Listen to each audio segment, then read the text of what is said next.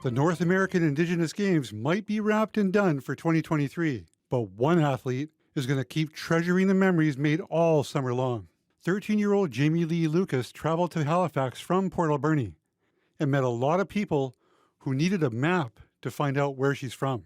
She might be from a small town that a lot of people don't recognize on a map, but she is on even playing field for the skills that she has and the determination that she's built for a love of a sport that she's built on herself. Jamie Lee was one of several hundred BC athletes competing in the North American Indigenous Games. Amongst the youngest on her team, she played second base in the softball team. And while the ball game was old hand for her teammates, for Jamie Lee, it was a far cry from her original passion, gymnastics. But her gym moves played a part on the softball diamond. I got to compete with a lot of people, and it helped me a lot with softball because I felt like flexibility really helped.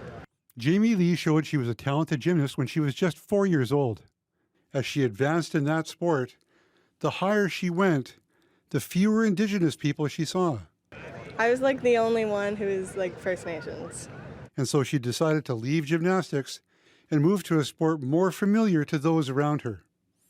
Everyone in my family does it, and I loved watching it. Softball was just something that I really wanted to get better at. Jamie Lee grew up watching her cousins take to the softball field, so she thought she'd give it a go. Her new sport fit like a comfy softball mitt, and she found a sense of belonging. But all that gymnastics training wasn't for naught.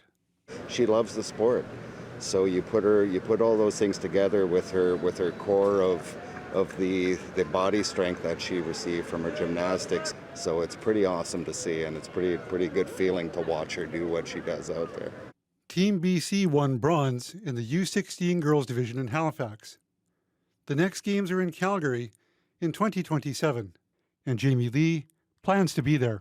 I can get emotional at times because we think of her great-grandparents that have passed on, you know, and the things that they fought for our people to be able to do this. So for our daughter to be a part of something that generations before us could not do and fought for our kids to do, you just know, it's a really good feeling.